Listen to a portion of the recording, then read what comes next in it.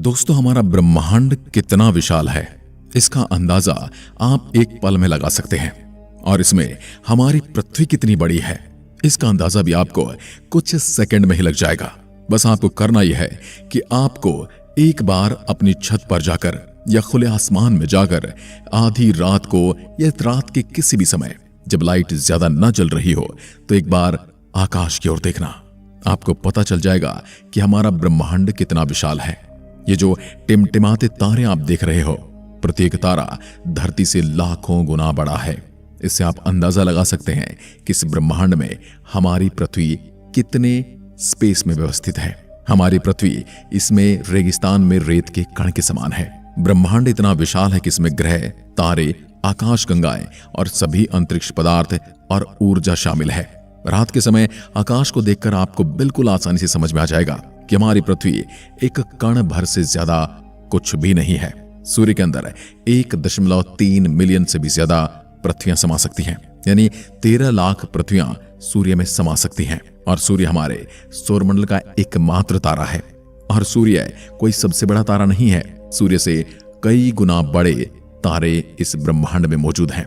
लेकिन एक सर्किल आकाश गंगा में 100 बिलियन से भी अधिक तारे हैं, जिसे हम मिल्की वे कहते हैं। यानी कि हमारी आकाश गंगा में कई बिलियन यानी 100 बिलियन से भी ज्यादा तारे मौजूद हैं। तो हमारे सूर्य का वजूद आप समझ ही सकते हैं। और वैज्ञानिकों के अनुसार ब्रह्मांड में 100 बिलियन से अधिक आकाश गंगाएं हैं। वैज्ञानिक अभी भी ब्रह्मांड के बारे में 5% या मैं कहूंगा कि 0.5% से ज्यादा कुछ भी नहीं जानते। तो आज हम अंतरिक्ष के बारे में कुछ ऐसे ही रोचक तथ्य जानेंगे जिनके आधार पर आपकी अंतरिक्ष के बारे में जानकारी बढ़ेगी और यह आपको हर मोड़ पर काम आने वाली जानकारी है।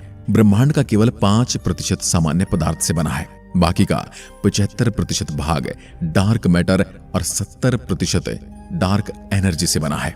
यानी कि हमारे ब्रह्मांड में 95% जो पदार्थ है वो हमें दिखाई ही नहीं देता। यदि हम शनि ग्रह को पानी में रख सकने में सक्षम है तो वह पानी पर तैरने लगेगा, डूबेगा नहीं।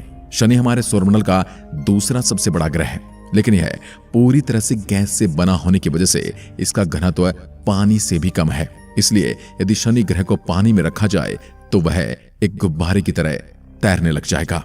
यदि हम सौरमंडल के कुछ ग्रहों पर छलांग लगा सकते हैं, यानी कि जैसे कि हम चांद पर जा चुके हैं और आने वाले समय में हम मंगल पर भी होंगे, तो जितनी छलांग आप पृथ्वी पर लगा सकते हैं बाकी ग्रहों पर वह उससे अलग होगी। तो यदि हम पृथ्वी पर 1.5 फीट कूद सकते हैं, यानी कि 1.5 फीट, तब आप मंगल पर 3 फीट और चंद्रमा पर 10 फीट और बृहस्पति पर आप कूद ही नहीं पाएंगे। हमारी कूदने की क्षमता गुरुत्व आकर्षण पर निर्भर करती है, यानी कि जितना ज्यादा गुरुत्वाकर्षण है उतनी ही हमारे कूदने की कैपेसिटी कम हो जाती है। जितना कम गुरुत्वाकर्षण है उतना ही ज्यादा हम कूद पाएंगे। आइंस्टीन के अनुसार जो तारे हम रात में देखते हैं वास्तव में उस समय वहां पर होते ही नहीं है। हम उन्हें लाखों हजारों वर्ष पहले की स्थिति में छोड़े गए प्रकाश को देखते हैं। जो प्रकाश कई साल पहले वहां से चला था, हम उसी को देख रहे होते हैं। आज की तारीख में वो तारा वहां पर है या नहीं, इसकी कोई जानकारी हमें नहीं है। क्या आप जानते कि अंतरिक्ष से देखने पर सूर्य सफेद दिखाई देता है, जबकि यह हमारी धरती से थोड़ा अलग रंग में दिखाई देता है। सूर्य का पूरा घूर्णन 25 से 30 दिन में पूरा हो जाता है। यानी कि जिस तरह से हमारी पृथ्वी अपने अक्ष पर 24 घंटे में एक चक्कर पूरा करती है, वैसे ही सूर्य अपना एक घूर्णन काल 25 से 35 दिन में पूरा करता है। हेली नाम का धूमकेतु पृथ्वी से 75 वर्षों में एक बार दिखाई देता है। यह अंतिम बार 9 फरवरी 1986 को देखा गया था और अब आगे जुलाई 2061 में दिखेगा। यदि अंतरिक्ष में एक ही प्रकार के धातु के टुकड़ों को आपस में मिलाएंगे तो वह स्थायी रूप से जुड़ जाएंगे। इस प्रक्रिया को कोल्ड बेल्डिंग के रूप में जाना जाता है, क्योंकि वहां पर कोई हवा नहीं है।